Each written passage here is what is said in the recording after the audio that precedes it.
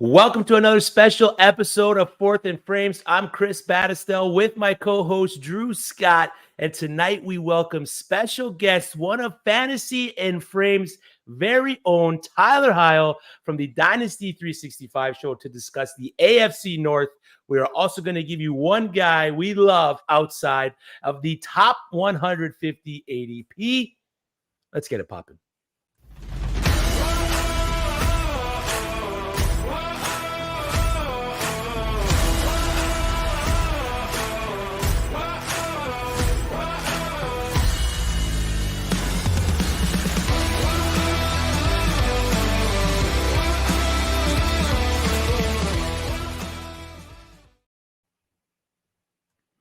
Before we hop into the show, please like the stream, subscribe to the channel, and ring that notification bell to get notified whenever the Fantasy and Frames team drops new content. Follow us all across social media platforms at Fantasy and Frames. Rate and review the podcast wherever you listen to podcasts, and visit www.fantasyandframes.com to find everything you need to take advantage of your league mates this upcoming fantasy football season. Now, allow me to introduce Fantasy and Frames Director of Dynasty Content, 1/3 of the Dynasty 365 show with Stacey Perez and Chris Burns, Ohio University alumni, Kings Classic drafter, Fantasy and Frames capologist, someone that I've had the pleasure to hang out with at the Fantasy Football Expo. You can find him at FF Tyler Heil on Twitter, but tonight he is here with us, Mr. Tyler Heil. How's it going, brother? Oh, wonderful. You did forget Mother of Dragons, first of his name, and Breaker of Chains, though. But I don't know what any of that means, so I'll let you give me that one there, man. Game of Thrones, baby. Watch it, Oh, Chris. there you go. I got to get on that Game of Thrones stuff, man. The only fantasy I'm involved in is what we're talking about here today. But I got to give it to you, Tyler. I tried to do a deep dive into our guests that come on the show. There's not much out there on you, man. So well done. In the age of the internet, you've kept your private life and personal stuff pretty personal and private. I was able to find out Nate's anniversary, his favorite sushi restaurant, where he worked outside of football. So I got to give that to you, man. Give you congratulations with that, brother. Oh, yeah. It's been hard earned, but I'm really happy to say that I've gotten there. I've made it in life. Right on, man. Now, you went to the University of Ohio. Do you still follow the football program? Not really. Tuesday night MACtion, baby. I'll watch some MAC football on Tuesday nights when I'm bored, but it wasn't really a tailgating school, Gotcha. It was a party school. You can look at the party rankings and see that it was a party school, but we just never partied at the football stadium. Yeah, man. We got week 0 coming up on us. They got a game versus San Diego State University. They got a good old Canadian boy playing quarterback with Curtis Warwick, and they have some college fantasy football studs on Ohio when you talk about the running back in Bangura and the wide receiver in Sam Wiglu. So I'm excited for Ohio University college fantasy football, man. I'm really looking forward to it. Before. Yeah, they got guys that people are drafting in like the top 3 to 5 rounds in terms of college fantasy football. So it's a good program in terms of that. The quarterback just got named the week 0 starter. I think he blew out his ACL last year, so he's made full recovery and he's ready to go. We do got some news around the NFL. Jonathan Taylor has been given the go-ahead to find a trade partner. We've heard names attached like the Miami Dolphins, the Philadelphia Eagles are in the mix. Tyler, if you had to pick the perfect landing spot for Jonathan Taylor, what's your pick and why? The perfect landing spot or the landing spot that's going to happen? Give me the perfect and then give me the landing spot that's going to happen. All right. Perfect landing spot. I think it is the Eagles, because I don't feel great about any of their running backs. They have a lot of fine running backs, but if you put a Jonathan Taylor on that offense, he would just absolutely crush. Yeah, I would love to see it. Yeah. And now what's the spot that's going to happen? The Dolphins? Oh, staying with the Colts. Oh, you think he stays with the Colts? Yeah. Yeah. What do you? So, all right. This is like exactly what I said at the beginning of 365. So we finally reached the point in this little soap opera that we should have reached about, I don't know, a month and a half ago. If someone like Jim Irsay wasn't handling it, if we had adults in the room, exactly what the Chargers did with Austin Eckler. They said, Austin, we appreciate what you've done. Go seek a trade, man. Go find what you want. There was nothing to be had. So, and there's not going to be anything to be had for Jonathan Taylor. The Colts aren't going to accept a 3rd round pick. Yeah. No team is going to give much more than that and pay him what he wants, because I'm sure he's looking for something in the $16 million range, like CMC. So it's not a thing. We should have hit this at the end of July, beginning of August. Jonathan Taylor should have already been back at camp, but we're a few weeks behind, so he should be back out there for the Colts pretty soon. I like it. Jamie Prog in the chat says his preferred spot is the Minnesota Vikings, but he agrees with you. He thinks he stays with the Colts. Hello to everybody in the chat right now on YouTube. If you are watching this on Twitter, we cannot see your comments, so please head over to the YouTube page, drop a comment in the chat, say hello, drop a question. We got you covered. Before we hop into the AFC North, where we're going to give you a must, bust, and maybe from each team. Drew, I got to ask, brother, how you feeling about the Trey Lance news? I'm just sad, man. I'm really, really sad. and I'm confused, and I will forever be confused. I don't understand why you trade the draft capital you did to go up and draft Trey Lance, a quarterback that already was lacking experience. And then your game plan for his career was, we're going to set him his entire rookie season, and then we're going to give him one start his second season in a monsoon, and then he gets injured in the second start, and then we're just going to give up on him. That career trajectory makes no sense to me. I don't understand it. Now, obviously, Kyle Shanahan is seeing a lot more than I am in terms of like practice and stuff like that, and he is obviously much smarter than I am as well. But I don't understand, man. I don't. Yeah, but you gotta give it to the 49ers too, to be able to have the stones to be able to just cut their losses like that, take the heat from the media, from the fans, and just be like, okay, we pretty much admitted we made a mistake. This is what it's going to be, and we're just going to let him go. I mean, he's QB3 right now behind Sam Darnold and Brock Purdy. How do we know it's a loss, though? I get what you're saying. Like, I understand, but like he made his rookie season. He made 2 spot starts whenever Jimmy G was hurt. Like, hey, Jimmy G's hurt now. You're the starter this week. We're just throwing you in the fire. And then he started his second year off with a monsoon in Chicago, and then got injured right off the rip in his second game. He's played 4 starts. How do we even know it's a loss at this point? Like, I don't know, man. It's the most confusing thing in the world to me, and I'm biased because I was coming into this. I was a Trey Lance fan, but at the same time, I'm a Rams fan, and I don't think that Brock Purdy's all he's made out to be. So, like, yeah, I'm kind of glad that it didn't work out. So it's very, very conflicting. But I don't know, man. It's very, very confusing.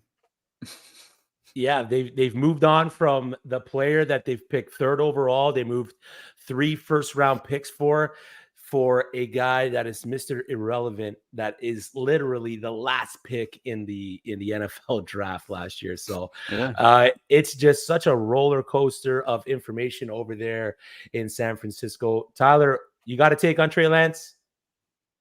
Yeah, I mean, Drew's exactly right. We don't know what this means. Kyle Shanahan is just a petty, vindictive man. He is. He's a genius, but he is a petty, vindictive man. So I really hope that they do right by him in some way and trade him. I would love to see Trey Lance go over to someone like the Commanders, who are, I mean, Sam Howell ain't it. All right. Come on. We can talk about all that. We can talk about that all we want. He ain't it. So, give the guy a shot on a team that's decent, and let's see what he can actually do, because the Niners never gave him a chance.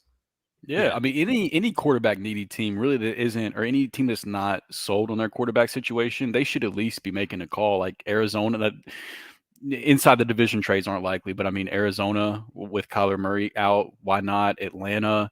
I don't know. There's a couple others that would come to mind too, but Buccaneers. Tampa. Bucks. Yeah, exactly. I mean, why not? Vikings. Give him a shot. See what he can do. Yeah, Minnesota make a lot of sense. Kirk Cousins, I think he's a free agent at the end of the year, and everybody has pretty much just wrote in that Kirk Cousins is going to San Francisco next year too. That's like another whole wrinkle to this whole thing for whatever reason. But yeah, I don't know, man. It's very, very interesting. Yeah. Interesting, I believe, is the right word to use for the situation there over in San Francisco. Are you guys ready to talk AFC North? Always. Absolutely. I can tell by your little studio there that you're always talking AFC North, Tyler. I love it. Nate Markham, I'll take an over-under bet on Howell with you, Tyler. QB 24. No. No. You don't want to take Sam Howell ain't it doesn't mean he's not going to be the QB 23. He's throwing to Jahan Dotson and Terry McLaurin. Like, this is true. This is true. Yeah, so you don't want to take that bet. I respect that. I respect it. Mr. Scampers, good evening, gentlemen. Good evening, Mr. Scampers. Welcome to the show. We got to lead with the Cleveland Browns in this conversation because, of course, we have a Cleveland Brown fan on the show. We're going to give you a must, bust, and maybe from each team across the AFC North, the Cleveland Browns, Cincinnati Bengals, Baltimore Ravens, and Pittsburgh Steelers. A bunch of fantasy relevant players in this division alone. Jamie, let's go Browns. You got another Browns fan in the chat. So let's start with the Cleveland Brown. And Tyler, we'll start with you. Give us the must draft fantasy player from the Cleveland Browns. So the easy answer is Nick Chubb, but it's also a boring answer. So I went with Amari Cooper as your must. I mean, he is a good value right now. For the first 11 weeks of the season last year, he was the wide receiver 8 overall. And then Deshaun Watson came in. And I mean, when I say Deshaun Watson was bad, like, that's an understatement. He was the worst quarterback in the league. Yeah. Like, every single number shows that he was trash when he was playing. And he was somehow still the wide receiver 23 with a cardboard cutout playing quarterback. So sometimes we forget and underappreciate how good Amari Cooper is and always has been. So, you know, I'm not going to sit here and say Deshaun Watson is going to come back and light the world on fire because I don't really think he is. But can he play at like 16th best quarterback in the NFL level? Yeah, he can do that. Yeah. And that's going to produce a wide receiver 1 in Amari Cooper. So you got to go with his value where he's at going in I think it's the 5th round right now. So I love it. Yeah, so Amari Cooper. What messages did he need, Jamie? I don't know what you're talking about. People were leaving him on red apparently last season. Exactly. Yeah, so Amari Cooper is the must draft for the Tyler Browns for the Cleveland Browns. Of course, also known as the Tyler Browns. Yeah, exactly. Of course, Nick Chubb is there. You're drafting Nick Chubb. You're drafting Amari Cooper. Drew, I got the show sheet in front of me. I know who your bust is, and it hurts me. So we're just going to skip you and go directly to the maybe. But give us the bust candidate for the Cleveland Browns. Yeah, I knew you weren't going to like this one because we've had a lot of discussions about this guy. And payback for all also, I also want to throw out there that, like, I think this is like 3 or 4 times now you've had me pick the bust for whoever our guest on the show is, their favorite team. You've made me pick their bust. So you maybe be the bad guy, but I'm going to be the bad guy. So the bust for me, and not wrong. At least this one's easy for people to root against. It's Deshaun Watson. And so this one has less to do with Watson himself and more to do with where you have to take him in drafts right now versus other options. So now what I will say is I love that Watson showed us that the rushing upside is still there during the small sample we got last year. But outside of that rushing upside, there really wasn't much else to love with what he showed us last year. From weeks 12 to 18, among quarterbacks with at least 100 dropbacks, he was 29th in completion percentage, 25th in yards per game, 28th in catchable throw percentage, and he was 7th in turnover worthy throw rate. So not great numbers from a passing standpoint. Now, he was coming into a new offense after spending a lot of time off the field, and so I would expect that things will probably get better than they were last year, but I don't know if we ever necessarily get to that top 5 range. And I don't expect that. Whenever I named Geno Smith as my must draft option for the Seahawks in our NFC West preview, I mentioned that after the top 8 quarterbacks, with Trevor Lawrence being quarterback 8, that there's a pretty decent teardrop at that point, with tiers inside that top 8 as well. But after the top 8 quarterbacks, I think there's a pretty significant teardrop to where if I miss out on those top 8 guys, I prefer to just wait on quarterback and get back to the late round quarterback strategy. And so right now, Deshaun Watson, he's the next quarterback off the board after those top 8. He's going quarterback 9 right now. I've got him as quarterback 10. So it's not that far off, but my quarterback 9 is Geno. My quarterback 11 is Anthony Richardson. And both of those guys are going off the board around 3 rounds later than Deshaun Watson. So if I fade Deshaun Watson, that means that I can add guys like Jordan Addison, Antonio Gibson, Khalil Herbert, who I'm really high on this year, and then draft one of those quarterbacks that I have in the same tier as Deshaun Watson. And so for those reasons, I'm just out on him at ADP right now. So that's going to be a no from you, dog. It's a no from me, dog. I'm right there with you, Drew. I can't believe he's being valued where he is. Makes you feel better that the Browns fan also was on board with that. Yeah. I mean, when he did play in the small sample size that he did get last season, it was not great passing wise, but the rushing abilities is still there. I think he averaged 6 carries per game, and we've seen some of those carries carry over into this preseason games.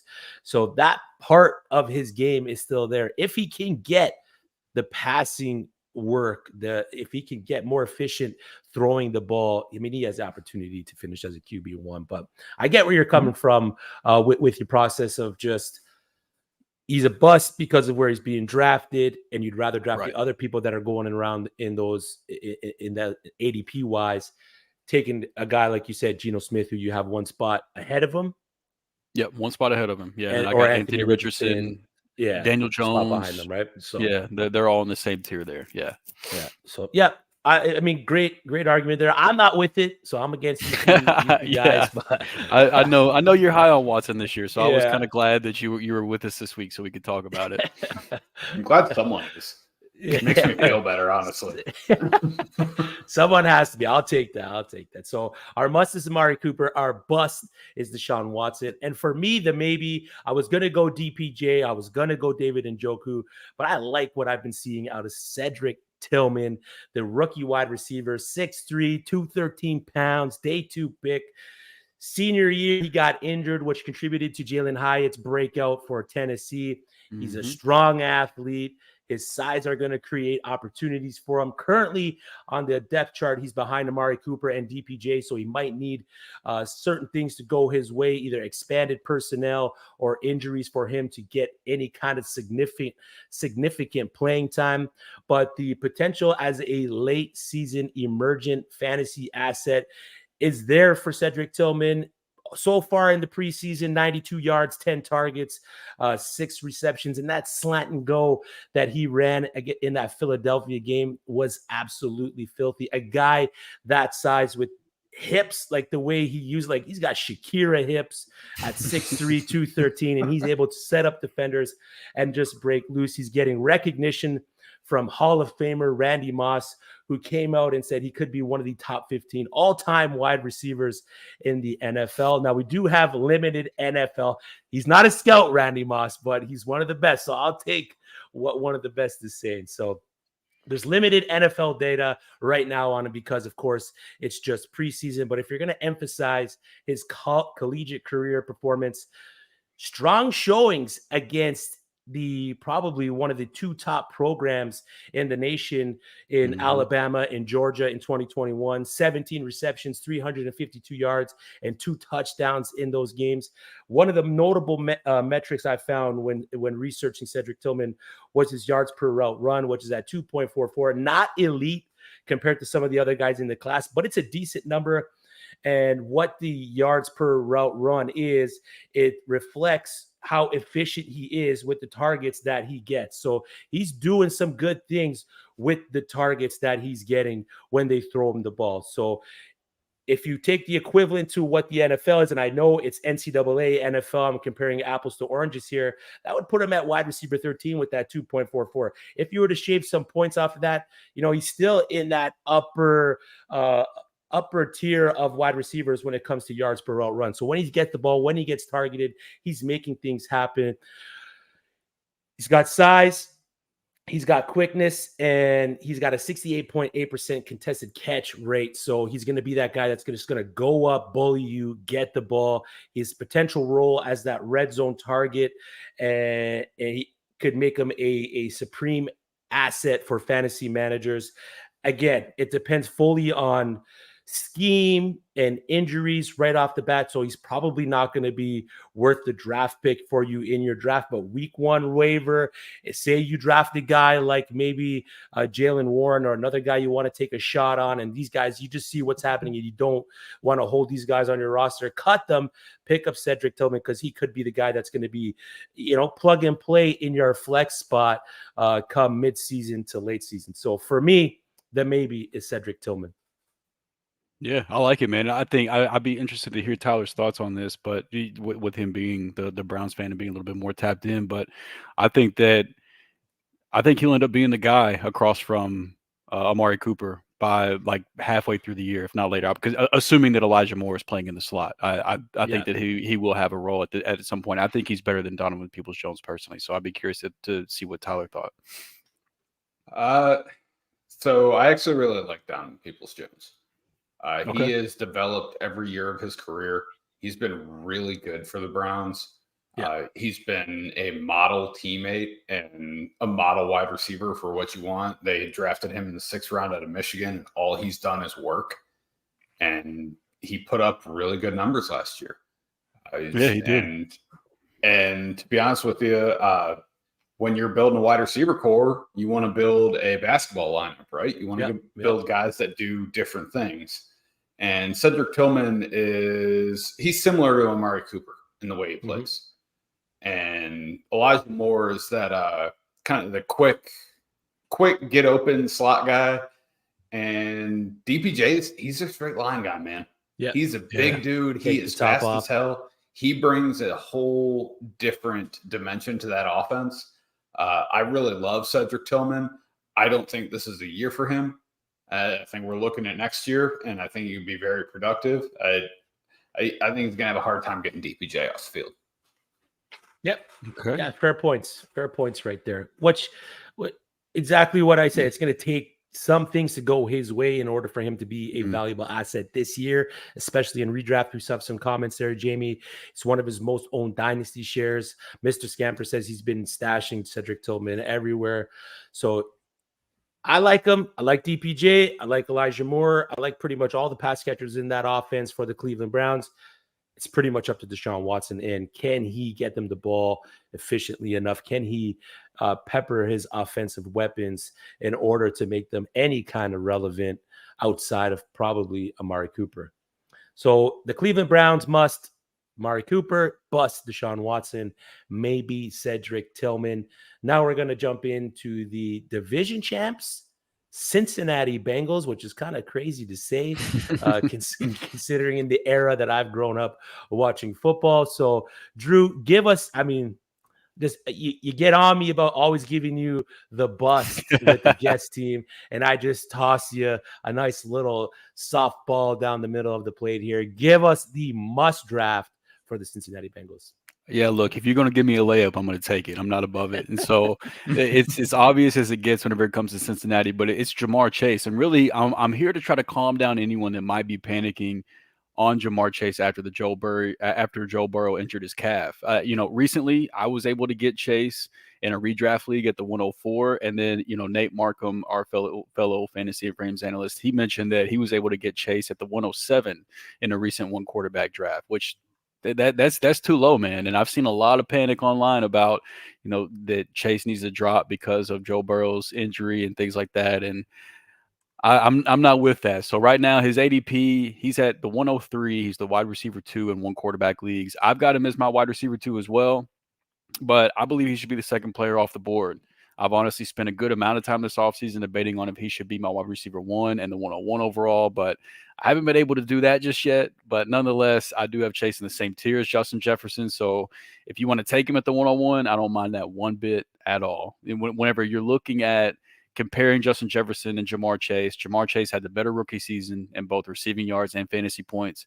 He had more fantasy points per game in his second season compared to Jefferson's second season. And he's averaged more targets per game and is attached to a better quarterback. Again, none of this is a knock on Justin Jefferson. I'm not here to try to slam him down, but he's incredible. He deserves to be drafted where he's being drafted. I just want to remind everyone just how great Jamar Chase has been and how great his situation is as well. So not only is he attached to an elite quarterback, but that elite quarterback also looks for him on a very frequent basis. Among receivers that ran at least 200 routes last year, he was third in the league in the percentage of the team's first read targets, which I think is notable considering he has a very talented receiver in T. Higgins across the field from him, and that has not affected his target share whatsoever. And I'm not saying he's going to do it, but if you're looking for a receiver to surpass the 2,000-yard mark, break Calvin Johnson's single-season receiving record, Jamar Chase is absolutely one of the few guys that has that type of upside. And he has touchdown upside too. And with this offense attached to Joe Burrow, how much they throw the football, like on a per-game basis, Jamar Chase has been incredible. He had to deal with some injuries last year. But if you like, Justin Jefferson is on an all-time pace to start his career. And Jamar Chase is right there with him on a per-game basis. Just Jefferson hasn't had to deal with the injuries up to this point. So I can't pass up on a guy like that at the top of my drafts. I don't think you should either. He should never make it past the 103 in any draft. We're talking one quarterback. Superflex, he should go. He should go after. He should go past the 103. One quarterback drafts, he should not go past the 103. I don't think he should make it past the 102. If you want to take him at the 101, go right ahead. But you should absolutely be taking him at or above his ADP. Fair enough. So drafts. You're telling us to draft Jamar Chase, is that right?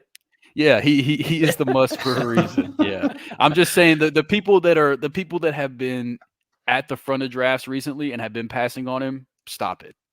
Don't do that no more. Don't do it. Yeah. If there is a player outside of Justin Jefferson that you would pass up Chase for, who would it be? My 103 is Cooper Kupp, and so and I have all three of those receivers in the same tier. I think those three guys and Christian McCaffrey should be the four people you're considering. If you got the 101, which is why I don't really like the 101 this year, because there's four guys I'm comfortable taking there. I would rather just have like the 103, 104 and just take whoever falls to me. But Jefferson, Chase, Kupp, CMC, I think one of those four guys. I dig it, man. I dig it. So the must draft for the Cincinnati Bengals is Jamar Chase.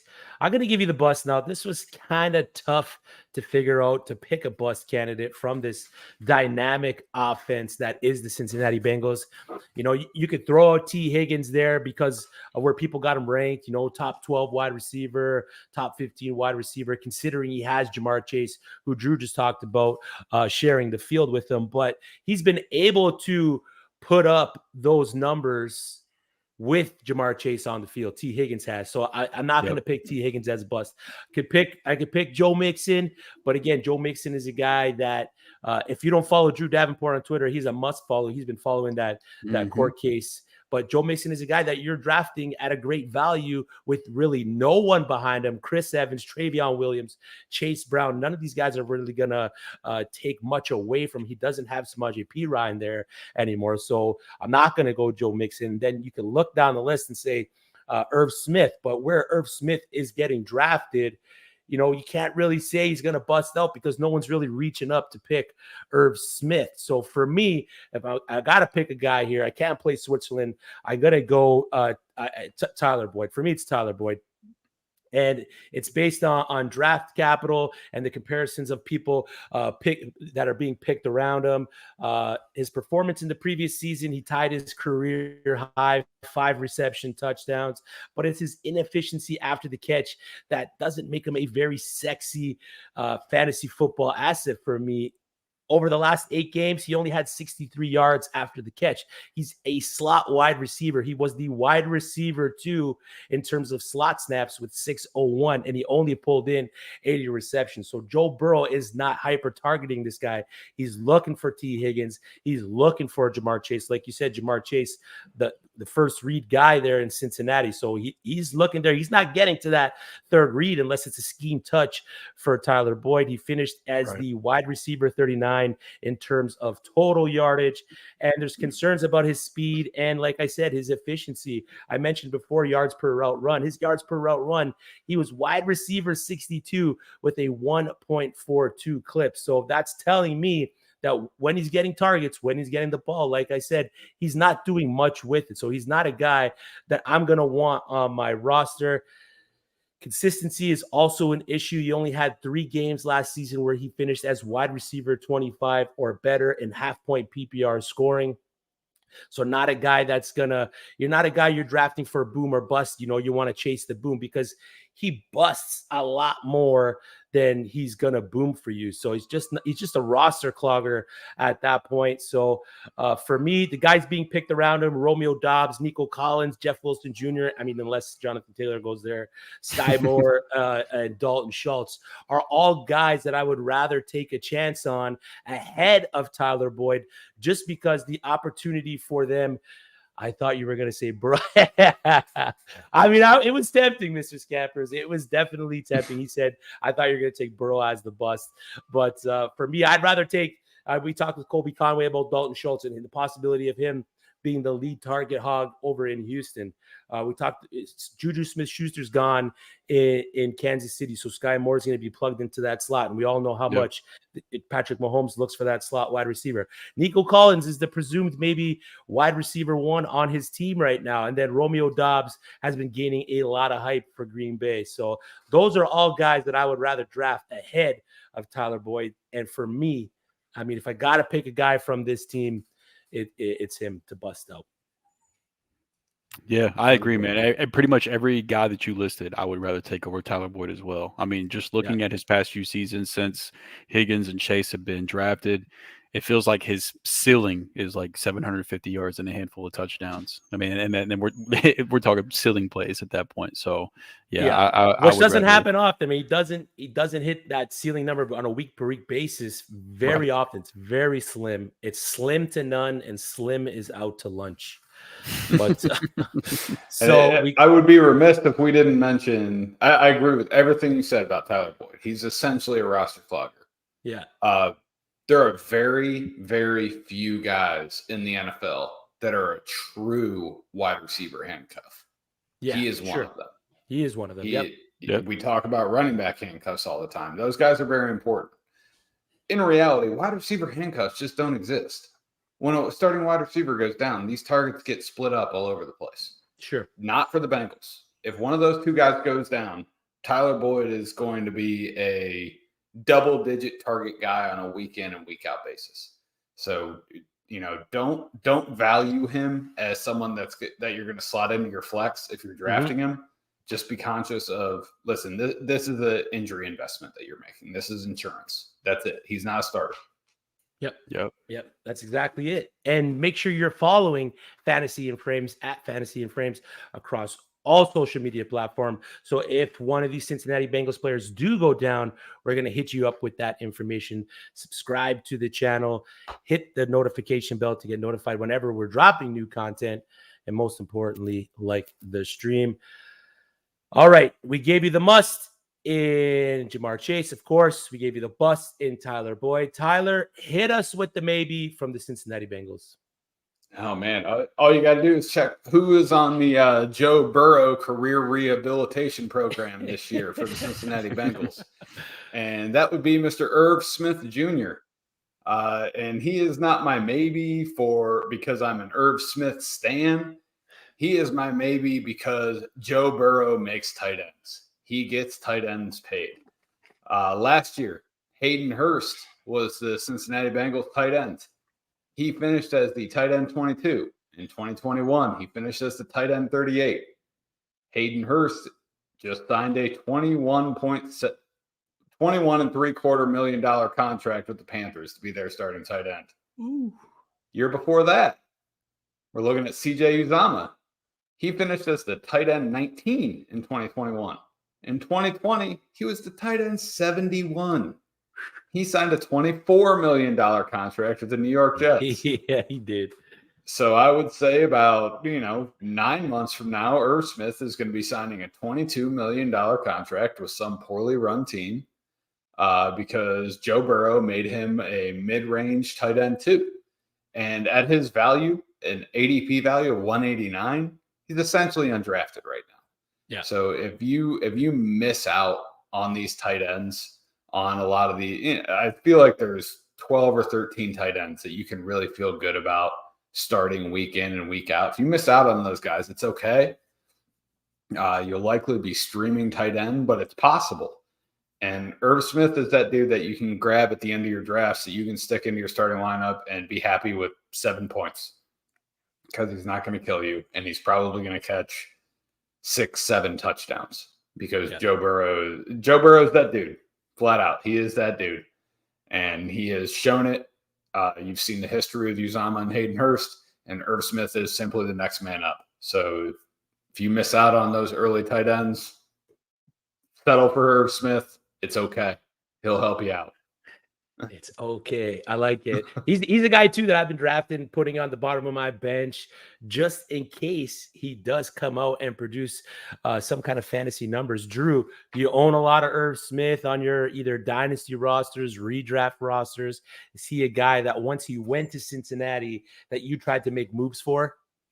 Yeah, so I don't own a lot of them, and it makes me kind of sad because I am one of the sad Irv Smith truthers that I liked him a ton. Injuries kept getting in his way, but if you had to tell me like pick who you think is the third option in this offense between Tyler Boyd or Irv Smith, I would pick Irv Smith. So like I like both the bust pick and the maybe pick off of that. So I don't mind it at all. Yeah. I like it. I like them in Minnesota. I like them even more in Cincinnati. So that is the Cincinnati Bengals. The must is Jamar Chase. Bust is Tyler Boyd. And maybe is tight end Irv Smith Jr. Now we're going to move to probably one of the more intriguing teams, not only in the division, but in the NFL. New OC, new toys for Lamar Jackson to throw to, plethora of maybe running backs back there with Mel Gordon. I think it's safe to say the all ACL team in Mel Gordon, Gus Edwards, and J.K. Dobbins. But let's talk Baltimore Ravens. I'm going to give you the must draft here. And the must for me is another rookie wide receiver, Zay Flowers, who could emerge as a key player in that Ravens wide receiver room. The potential for him to make an impact can be immediate for fantasy managers who do draft this guy. He could be the leading wide receiver on that team. And I'm emphasizing wide receiver because I believe Mark Andrews is going to be the leading target guy in that passing offense when it comes down to it. The notable preseason performance, which we just watched versus the Commanders, we saw him score that touchdown with a few nice moves there. He demonstrates all the desirable qualities that you want of a fantasy wide receiver. He uses space effectively. He's good at finding that space. And when he catches the ball, he's good at using that space to his advantage like that. Strong breakout. His breakout year was in 2020. Impressive stats at Boston College last year, 2022. He had a 29.8% share of the receptions, a 36.3% share of the receiving yards, and a 57.1% share of receiving touchdowns for Boston College. And that was with tomato cans throwing him the ball. I'm a Phil Jurkovich guy. I wish him all the success this coming year, but man, Phil Jurkovich just ain't it. And what Zay Flowers was able to do in that system with Phil Jurkovich throwing him the ball with these numbers, I dig it. Now he's got Todd Monken as the offensive coordinator there in Baltimore, and we've seen what Todd Monken can do for offenses. It's a big upgrade from what they had last year in terms of offensive coordinators. If you look at who's ahead of him, Rashad Bateman, injury rookie year, season-ending injury last year. already getting cortisone shots in his foot in the preseason, in camp, and all that stuff. So there's a high probability for Rashad Bateman to get hurt again. And then you got Odell Beckham there as well, a guy who come out and said himself, I believe, that he has no ligaments left in his knee. So who knows how long OBJ is going to last on the football field. So the potential for Zay Flowers to be that must draft, to be that guy for you across the fantasy landscape is very high. His current ADP and in comparison to the other players drafted around him is wide receiver 44. He's being drafted over Juju, Sky Moore, and Elijah Moore. Out of those three guys, I probably maybe take Juju Smith-Schuster over him only because I believe a lot in what Juju Smith-Schuster's going to do in New England and in that offensive system with Bill O'Brien there. So, but he's a wide receiver that reminds me a ton of a early Antonio Brown. He doesn't have that top end speed that Antonio Brown had when he was in the NFL, but his ability to use his hips to get the defender to move in the way that he wants and then manipulate his route and then quickly make a cut back the other way and get the defender totally mixed up is, to me, that screams Antonio Brown right there. So I'm excited for Zay Flowers, and I'm excited to draft him wherever I can, especially at that wide receiver 44 clip. So for me, Zay Flowers is the must draft for the Baltimore Ravens. Tyler, give me the bust candidate for the Baltimore Ravens. I'll tell you what, I hated you when I saw I got to sign this one. Hey, now Drew feels. So this was a very, very difficult choice to make because, all these wide receivers, none of them are highly valued. Lamar is not, he's not going to be a bust. I'm not doing that. J.K. Dobbins he's a mid-range running back at this point. So that's difficult to say. So if we're talking busts, that means not living up to draft price, right? Am I wrong? I'm going Mark Andrews. It's a difficult call to make. I see. But he's going at his ADP right now is 29. And when you look at the history of the Ravens offense, if you look at 2022, I'm going to give you the top 4 target getters each year. 2022 is Mark Andrews, at 113, Demarcus Robinson at 75, Isaiah Likely at 60, Devin Duvernay at 49. 2021, you had Mark Andrews at 153, which is just an asinine number. Marquise Brown at 146, Rashad Bateman 68, Sammy Watkins at 49. 2020, Marquise Brown at 100, Mark Andrews at 88, Willie Snead at 48, Miles Boykin at 33. I rattle off all those numbers to say the Ravens and Mark Andrews have never, ever had the wide receiver core that they have right now. They have never had that talent. They have never had a potential wide receiver 3 in Zay Flowers, who is a very talented player, is a very highly regarded prospect coming out of Boston College, who I'm very high on. And he's solidly their wide receiver 3 behind Rashad Bateman and Odell Beckham. And not to mention that one of their best rookies last year was Isaiah Likely, tight end out of Coastal Carolina. Like he's not going away, right? Mm-hmm. So what I am doing is I'm looking at the value. I am looking at the opportunity because I love advanced statistics as much as the next guy. There are some very indicative statistics that you can look at, but at the same time, you have to look at opportunity. And I just feel like Mark Andrews' opportunity is going to go down. Not that he is not going to perform, but when we're talking the 29 ADP and the 2 guys in front of you are named Devonta Smith and Ramondre Stevenson, and the 2 guys behind you are named Travis Etienne and T. Higgins, I'm out, man. I'm taking all those guys before him. So it's a tough call to make. I don't love being associated with being called Mark Andrews a bust, but if we're looking at value, I'm taking all the other guys around him before I do him. Yeah, and those are fair points. Drew, do you got to take on Mark Andrews? being a bust? So I agree with Tyler that this is a tough team to pick a bust because the wide receiver ADP is so suppressed. But Andrews is my tight end 2 on the season, which is in line with ADP. If he's there around the 2-3 turn or anytime after that, I've been taking him every single time. I understand people being sour on him because his injuries, along with Lamar's injuries, they did leave a bad taste in fantasy managers' mouths down the stretch. His end of the season was not near as good as his start of the season. But the best thing about Mark Andrews, and the reason I have such a hard time fading him, is that even though he's technically a tight end, he's basically just another receiver for this team. I heard a hilarious stat over the weekend that he pass blocked a whopping 27 times in his entire 5-year career. And last year, he pass blocked 1 time. One time. He ran a route on 90% of the Ravens dropbacks last year, which was tied for number 1 at tight end. He was targeted on 25% of his routes last year, which was number 1 among tight ends.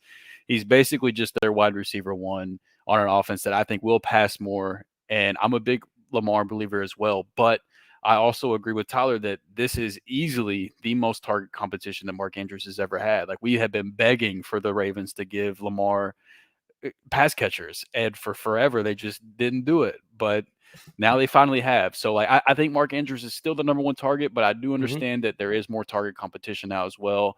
And what we remember most recently from Mark Andrews is that the season did not end well last year. So I understand Tyler's take, and I do agree that it's really tough to pick a bust for this team, but I'm in on Andrews this year, so it's tough.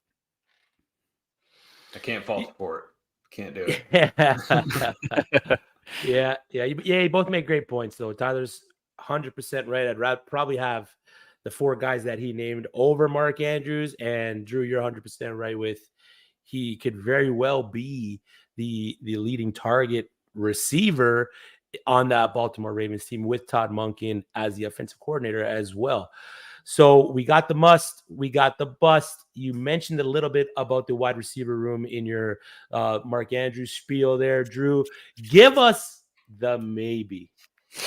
You're giving me another chance to talk about Rashad Bateman, and I'm going to take it. I already did the Dynasty target profile on him earlier this offseason. Now I get to talk about him for redraft, so let's do it. He's the maybe for me for this Ravens offense, and that's just purely because if you're scared to draft him because of previous injuries, I get it, but I'm not. He's damn near a must draft for me at this point with his price where he's at. Right now he's going off the board as wide receiver 55 behind both Zay Flowers and OBJ. Yeah, I think that's entirely too low. I've got him at wide receiver 31. I now, Chris, like you, whenever you're talking about Zay Flowers, I don't think he'll be the number 1 target in this offense, but I do believe he will be the wide receiver 1 in this offense where we do disagree. I've got him over Zay Flowers and over OBJ. And this isn't meant to be a knock on Zay Flowers. It's going to sound like it is, but I do like Zay Flowers. I just like Rashad Bateman more. Bateman, in my opinion, was a better prospect compared to Zay Flowers coming out of college. They had similar draft capital, but Bateman had the prototypical size that you want out of your wide receiver 1. He had the earlier breakout age of 18.9 compared to Zay's age 20 breakout season. You mentioned the awful quarterback play that Zay had to deal with. He also had basically nobody to compete with targets, so he did have a better target share than Rashad Bateman in college. But and again, I know that he's been injured, which is why he's a maybe here. But when he's been on the field with Lamar, he's shown us what he's capable of at this point. Through the first 4 weeks last season before the injury started to hit, he had a 19.5% target share and a 30% air yard share. He was 4th in yards per route run behind only Tyreek, Waddle, and A.J. Brown. And he was 1st in yards after the catch per reception, tied with Deebo Samuel. Now, I'm also one of the people that believes that Baltimore will throw the ball more under their new OC, Todd Monken. Count me in on that camp. But even if you're someone that's concerned about how the targets will be spread out, considering all of Lamar's weapons, which is a weird but awesome concern to have, considering, like I said, we've been begging for Baltimore to do this for Lamar, and now it's finally happening. But Bateman also, in my opinion, has the best big playability of this offense as well. You mentioned Zay Flowers, his top end speed really isn't there. Bateman has that top end speed. So if you're concerned about maybe target volume, things like that, he's also one of those guys that can win you a week with 2 catches, and I think he'll have more than that. But that's all he'll need to make your week sometimes. So, with how much I love Lamar Jackson and the leap that I think this passing offense will take, and then how much I clearly love Rashad Bateman, I'm all in on him at ADP at this point. Yeah, I'm all for it. So what you're pretty much saying there is Rashad Bateman is Baltimore Ravens DPJ. I can't believe you just did Rashad Bateman like that. No, I'm a big Rashad Bateman guy as well. I loved him in Minnesota. He as a Devy player, he was going, mid to back end of the Devy drafts when he was in college. So the profile's there, the size is there, the speed's there, everything you want out of a wide receiver, he's got. So definitely, please stay healthy. Yeah, that's the biggest thing, right? Since he's been in the NFL, it's just been trouble with injuries. Yeah. Already starting in the training camp, in the preseason here with the foot injuries, with the cortisone shots and everything else he's got going on.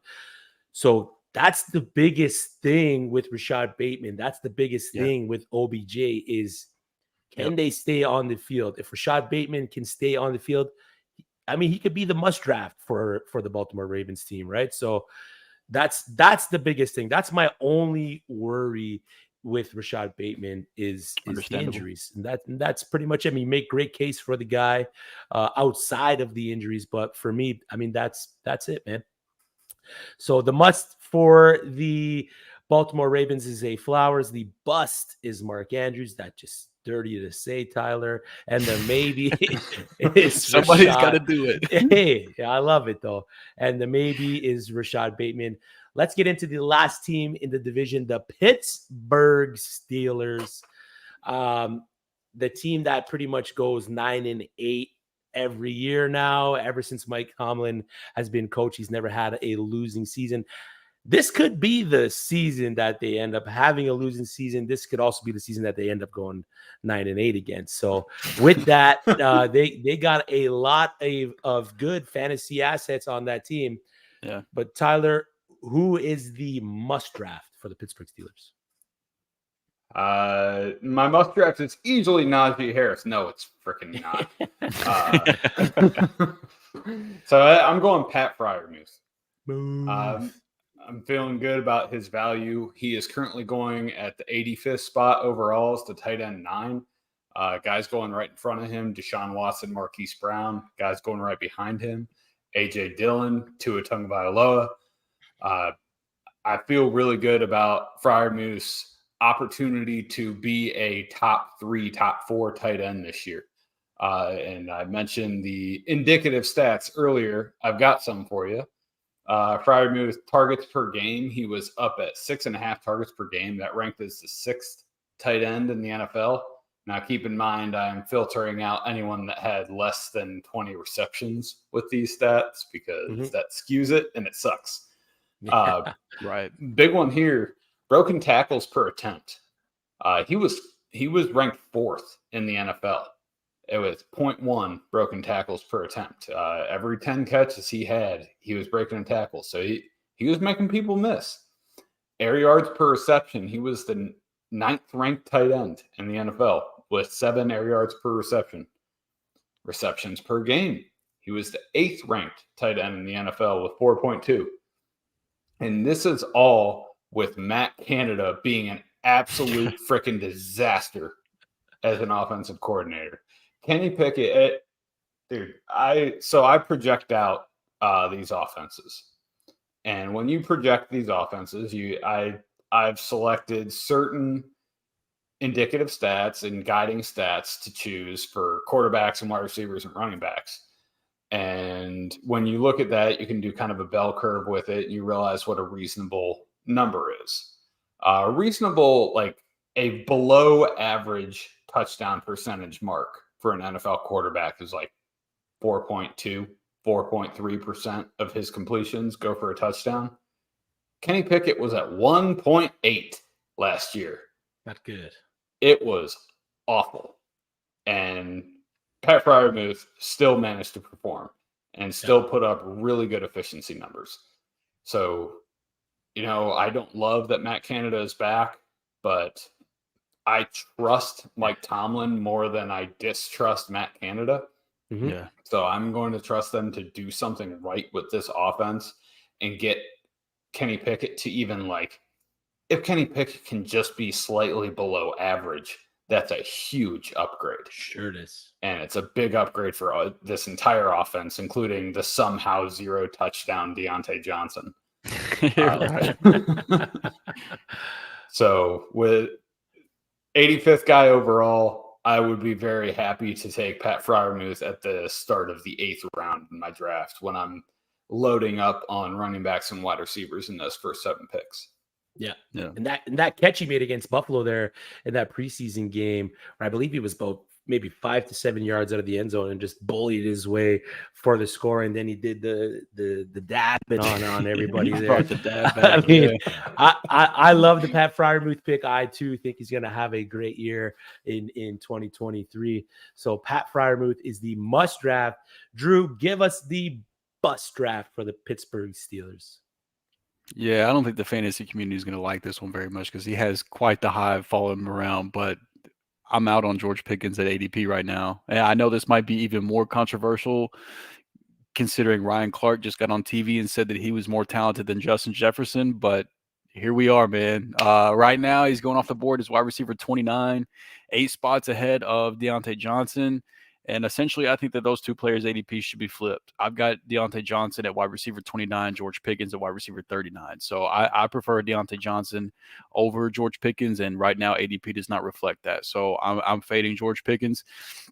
There were some camp reports where I was kind of getting a little bit excited because they were saying that he was being tasked with a more full route tree, which I'd love because Matt Harmon's reception perception shows us that despite everyone saying he can't separate, he actually is a pretty good separator in the short and intermediate areas. However, preseason, that tells us a different story. According to PFF, so far this preseason, 27% of Pickens' routes have been go routes, that's even well ahead of his 19.4% clip that led the NFL last season. So a great note here from John Daigle that Kenny Pickett ranked 21st in catchable pass rate on throws 10-plus yards deep among 26 quarterbacks with 100% or 100-plus attempts. So you got a receiver that they're wanting to go deep, a quarterback that ain't that great at throwing deep. I don't really like that matchup at all. So now maybe the Steelers just don't want to show too much during preseason, but I would think that if there's something that they're asking their receiver to run a more diverse route tree in camp, they would want to put that into practice in the preseason.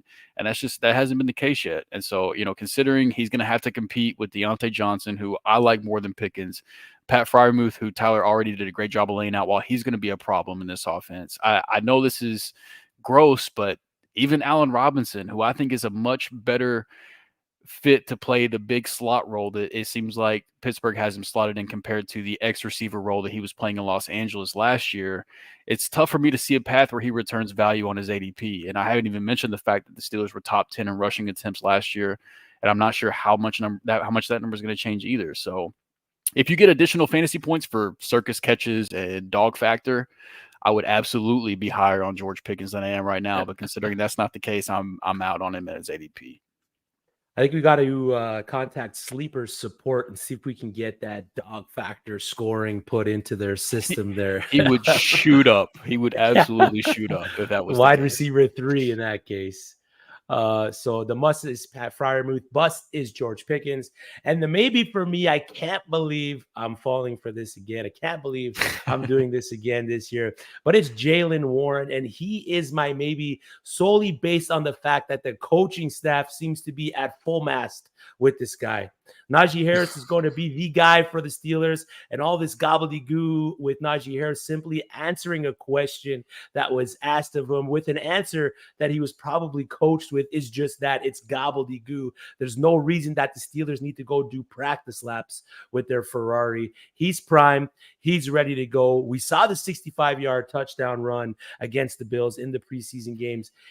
He's got the juice. Jaylen Warren's got the juice. He is the belle of the coaching staff's ball. He's going to be the change of pace back for the Steelers. I see on the Xverse all this Ezekiel Elliott, Tony Pollard comparison, but I just don't get it. It just seems so off base. Jaylen Warren is not an elite pass catcher when it comes to running back. So I don't see him being that Tony Pollard guy, other than he's going to be quick. He's going to get up the field in a burst. So he's my maybe. Simply because the offense is going to consist of bad play calling, and anyone outside of the top two wideouts, the tight end and Najee Harris, I don't really want to consider. Do I want to draft Allen Robinson? Like you said, not really. Do I want to draft the hybrid offensive lineman in Darnell Washington? Not really. So I'll take the guy who the team loves. And if Najee Harris was to miss any kind of time, he steps up in that role. And if not, just like last year, he becomes waiver wire fodder for you. So Jaylen Warren is my maybe. I didn't want to throw Deontay Johnson into maybe because I think Deontay Johnson is a must draft. Yeah, Freiermuth must draft. George Pickens, you stole him from me with the maybe, so you got him as the bust. But again, if you miss out on Deontay, if you miss out on Freiermuth, you're gonna pick up George Pickens just because of what he can do on the field. He's gonna make big plays here and there. So for me, he will. The maybe I was gonna go Allen Robinson, but I'm still hurt from Allen Robinson. It's just too gross. I didn't want to give him any airtime. So I went with Jaylen Warren, and I'm ready to get hurt again. But it's simply based on the fact that the coaching staff just loves this guy. And again, if Najee Harris misses any kind of time, change of pace, whatever it is, Jaylen Warren's going to be the next man up in that running back room. So those are our musts, busts, and maybes from the AFC North. From the Cleveland Browns, our must is Amari Cooper, our bust is Deshaun Watson, and our maybe is Cedric Tillman. From the Cincinnati Bengals, our must is Jamar Chase, our bust is Tyler Boyd, and our maybe is Irv Smith Jr. From the Baltimore Ravens, our must is Zay Flowers, our bust is Mark Andrews, and our maybe is Rashad Bateman. And from the Pittsburgh Steelers, our must is Pat Freiermuth, our bust is George Pickens, and our maybe is Jaylen Warren. Anyone watching, please like the stream, subscribe to the channel, ring that notification bell to get notified whenever we drop new content here on the Fantasy in Frames Network. We appreciate each and every one of you that tune in and subscribe to the channel, that drop comments and share our work. It is highly, highly appreciated. But we're going to get into our last segment here. We got 3 players we want to dive into. We're each going to give you one player that we love outside of the top 150 consensus ADP. And since Tyler, you're the guest here, we'll let you lead, brother. Thank you. So this was a pretty easy one for me. I pulled up ADP and I scrolled down to 150 and I said, well, wait a second. What in the hell is Nico Collins doing at 167? Like, I get it. Like the Houston Texans offense does not have a very high ceiling this year. Best case scenario, CJ Stroud is good quarterback. Worst case scenario, they're having to lean on Davis Mills again. And that's not overly great. But Nico Collins is very likely the wide receiver 1 on this team. He's going into his third year in the league, coming out of Michigan. I think people are forgetting how much of a just physical freak this guy is. Yeah. Graduated from Michigan. He was 6 foot. He was every bit of 6'4" and 215 pounds. He ran a 4.45 40. His 3 cone was 6.79. That's crazy fast. I'm mixing up my shows now, but I think I said it on Dynasty 365. Anything below 7 is a magic number for a wide receiver. And anything below 6'8" is just wild. And when you're 6'4", it's even crazier. So he's an athletic freak. He was breaking tackles left and right last year. He was actually he had the 14th highest broken tackle per reception rate last year in the NFL, 0.08. And this was with he had one of the lowest catchable pass percentages in the NFL. And he did not drop the ball, man. He dropped the ball once. He had he had a 0.02 drop per target ratio. I mean, he had one drop with 66 targets. So this dude has nice hands. So I'm really excited about Nico Collins, especially when we're talking at 167. Yeah. When you're getting him in the 14th round of your draft, that's crazy. A guy that you could slide into your flex week in and week out. If CJ Stroud is who we think he is and he can perform at even an average level, I will have a lot of Nico Collins if he's sitting there in the 14th round of my drafts. Yeah, agreed. It's been noted that we are a very, very pro Nico Collins show here on Fourth and Frame. So when I saw you pick Nico Collins, I was like, this guy knows ball. Tyler knows ball. I'm just sad Rhett's not here with us tonight because he's just as much of a Nico Collins fan as the rest of us. And that would have made him so happy to be able to be on board with us whenever you made that pick. But yeah, so it's such a great pick. It makes no sense why the hell he's sitting that late. No, it's ridiculous. It really is ridiculous. All right, Drew, give us your top player or your favorite player outside of the 150 consensus ADP. Yeah, you didn't even have to correct yourself because he is my favorite and my top player outside of the 150. And I'm going to take a trip into Tyler's world, into the Dynasty world here because he's a rookie. And so I can still talk about his prospect profile, which makes me happy. I like to do this. So whenever I'm evaluating rookie running backs, Kendre Miller checks a ton of the boxes that I'm looking for. He has the size to be able to be a workhorse running back at 5'11", 215. He had a 19-year-old breakout age. He had the day 2 draft capital. Now, admittedly, I would prefer to see second round versus third round, but still day 2 is better than day 3. The only red flag in his prospect profile for me was the lack of receiving production at TCU, but he was on the Blue Stable podcast. It's a cult podcast this offseason with a good friend of mine, Landon Oliver, earlier this offseason, and he had said that his lack of receiving production was more so due to the scheme and that he has plenty of confidence in his hands. And based on what I saw whenever I was looking at his film in this offseason, getting ready for my Dynasty drafts, on the limited opportunities that he got in college, and then if you saw that incredible diving catch that he had down the sideline against the Chargers this past weekend, I'm kind of inclined to believe him that I could see why he would have faith in his hands. So there was a brief moment where I was a little bit nervous for Kendre Miller's redraft value whenever it was announced that he was dealing with a knee sprain, because my hope was that he was going to jump on the field from the jump while Alvin Kamara was dealing with his suspension and kind of earn his spot in this running back rotation. And if he started off the year hurt and it was the Jamal Williams show, I would have been a little bit more nervous about can he carve out a role. But now that it appears that he's healthy, he should be able to jump in whenever. Thank you for throwing this on the screen. Look at this catch. It's pretty easy to see why that guy would have faith in his hands. Okay, so I think I don't know if this is a hot take or not. I don't feel like it should be, but I think that Kendre Miller is a more talented, a better running back than Jamal Williams. And I know it's probably not a popular thing to say about a guy that just scored like 600 touchdowns last year, but I think that Kendre Miller is a better running back. And I think early on, with no Alvin Kamara on the field to deal with the passing down reps, I think that he's really going to be able to put a stamp on this offense and not give the Saints any choice but to just continue to put him on the field as the season goes on. And typically for rookie running backs, I'm hoping to my bet is, as the year goes on, they'll find their way, they'll develop their role.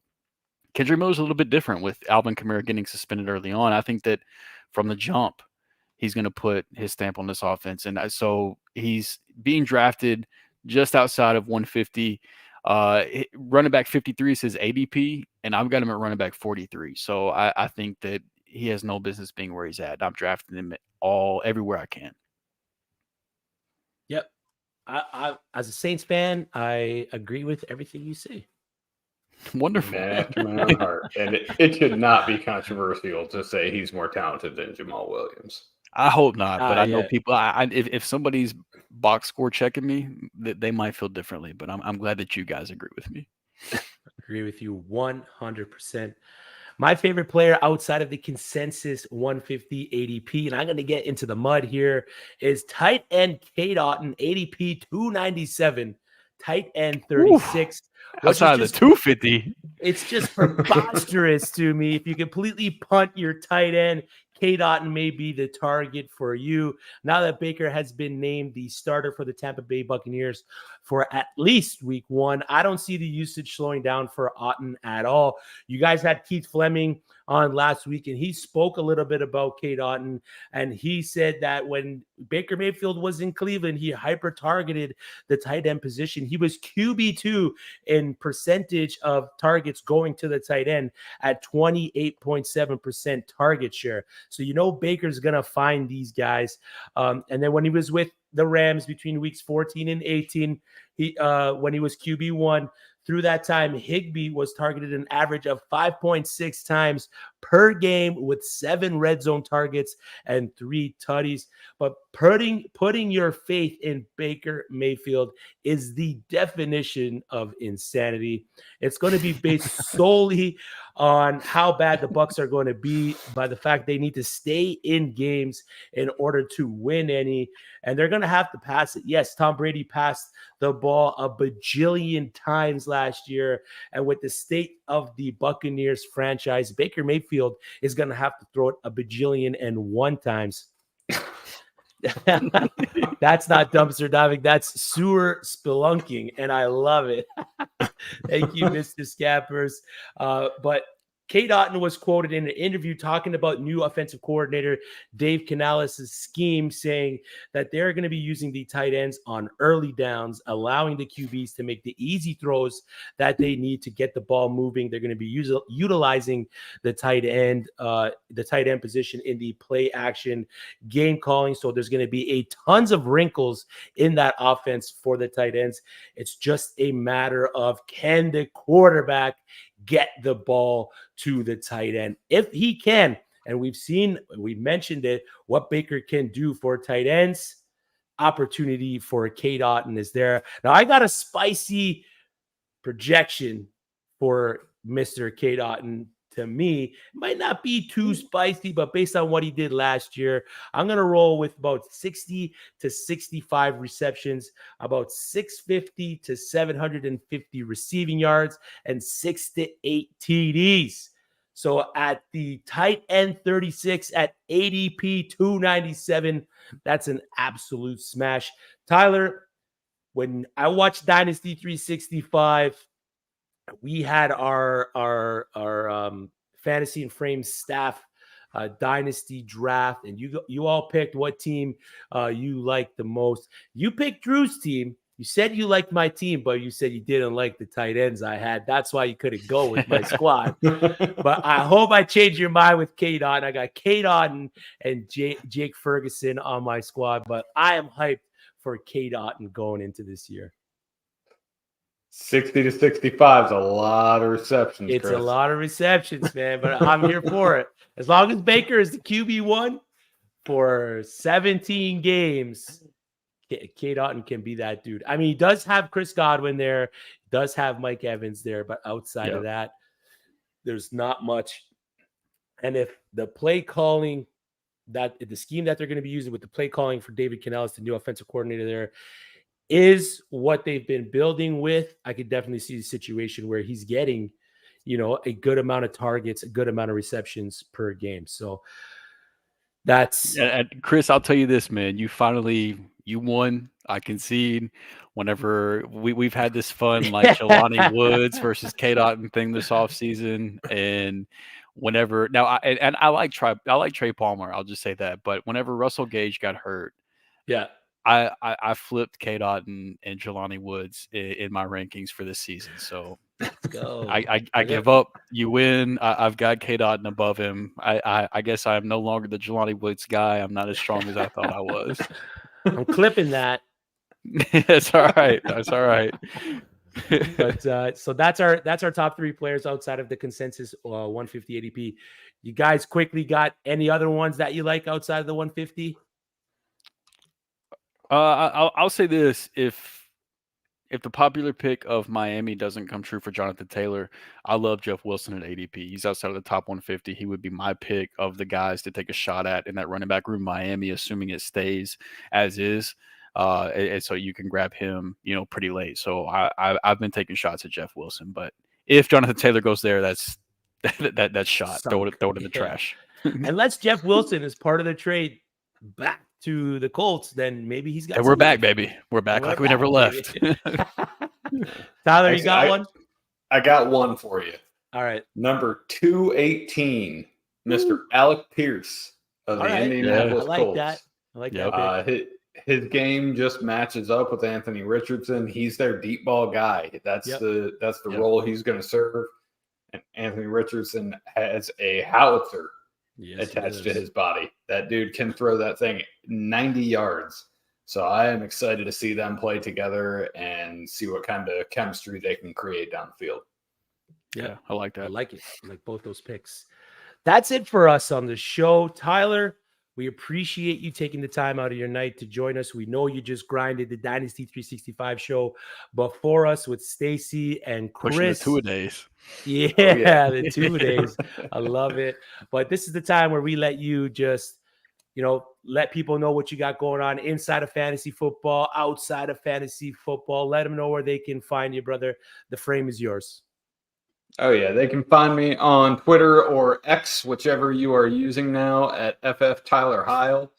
You can listen to us on this very podcast feed, the Fantasy and Frames Podcast Network, on the Dynasty 365 show. And that's my baby, man. That's what I'm focusing on. I've been doing some guest spots with Fantasy Six Pack and a few other people. But listen, download Dynasty 365 and all of the podcasts on the Fantasy and Frames Podcast Network, because you guys are doing some really good work over here.